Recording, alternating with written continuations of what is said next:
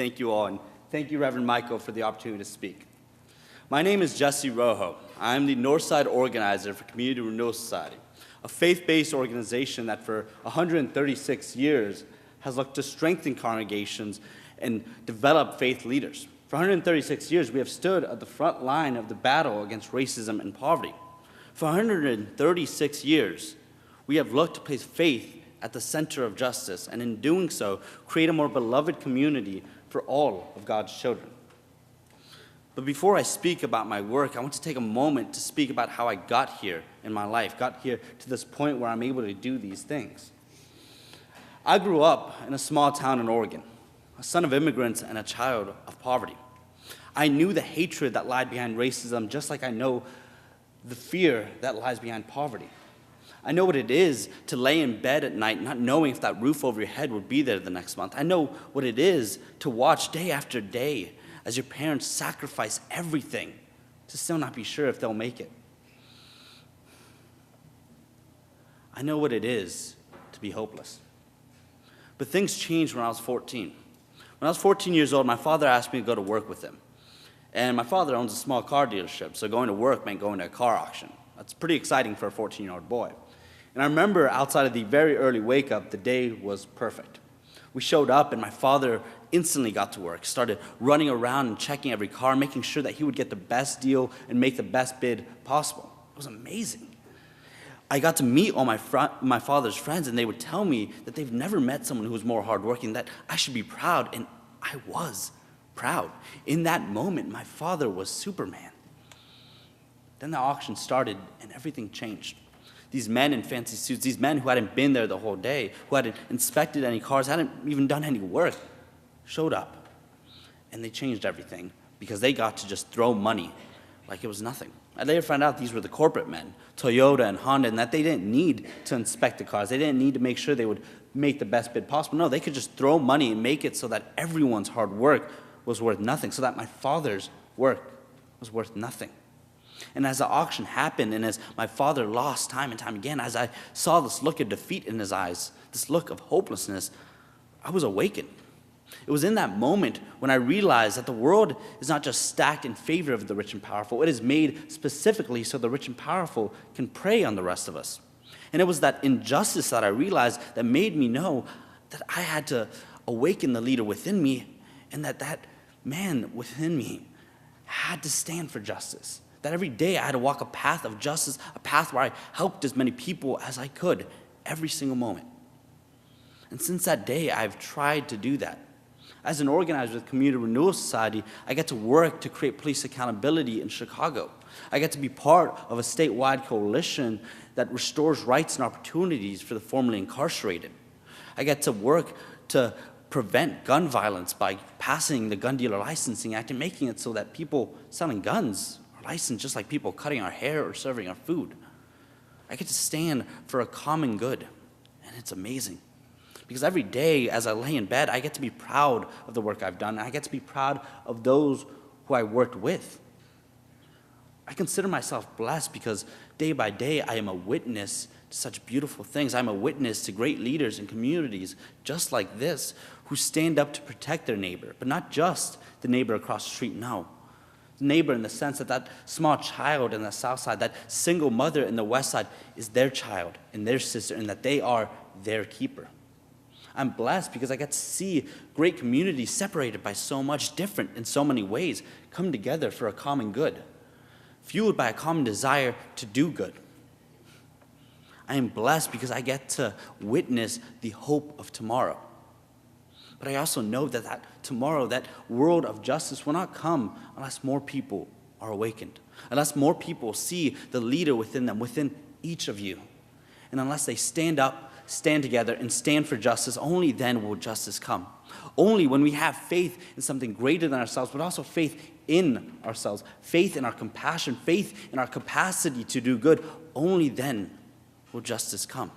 And justice must come. We are in a moment in history where we, day by day, hour by hour, are more and more divided.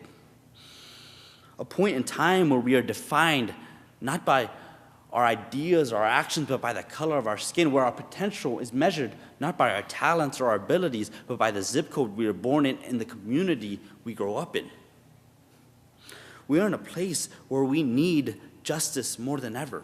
A justice that allows every child everywhere to reach for the stars without being held back by their surroundings. A justice that grants every community everywhere the resources it needs to escape the cycle of poverty and hopelessness. A justice that unites every community through their compassion and empathy, through their desire to do good and to protect each other.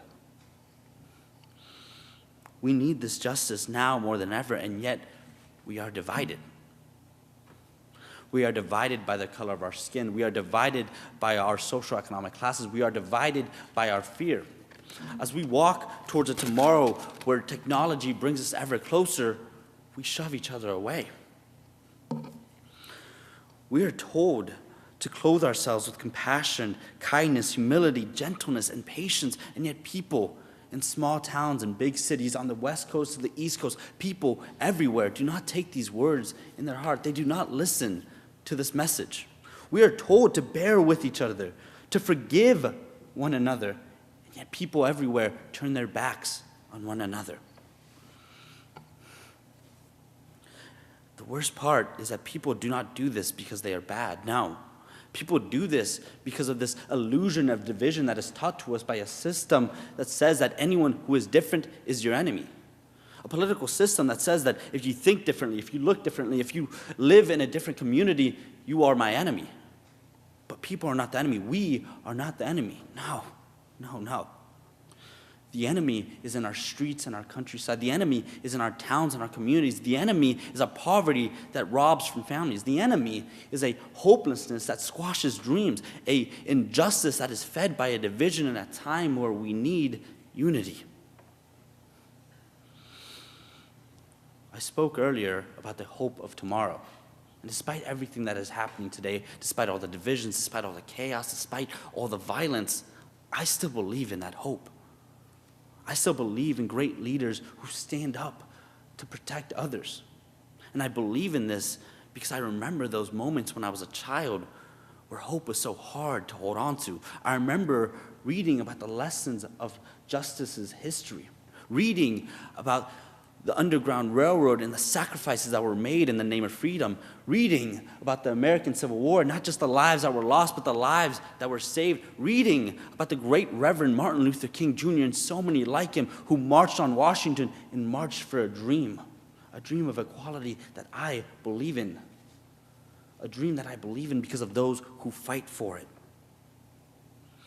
But I don't just believe in this dream. I don't just see this tomorrow as some faraway notion, some ideal to strive for. I see it as something that can come, and I see that because of the faith that I've had renewed since I've come to Chicago. A faith that teaches us to care for each other, a faith that grants us the ability to protect each other, a faith that can transcend the divisions of today to bring about a better tomorrow for all of God's children. I believe that tomorrow is possible because of places like this, churches where anyone can come and no one is left behind, because of people like you, people of faith, people who are good, who wish to do good. I believe that the world as it is can change because of churches that are a safe haven, because of people who are an agent of change, and because of a faith that transcends all our division and unites us in the name of justice. I believe that each and every one of you, leaders in communities like this, from Schaumburg down to Mathis, from Oak Park to Chicago, from all over this great state and this great nation, I believe that leaders like yourselves can be the difference between the world as it is and the world as it should be, a world of justice, a world where love trumps hate, where discussion trumps debate, where compassion is everywhere and unity is amongst us. A world of justice. I believe it can come. Thank you all so much for being here. Thank you all so much for listening. Thank you all for all the kind acts that you've done in your life and will do with your life. Thank you.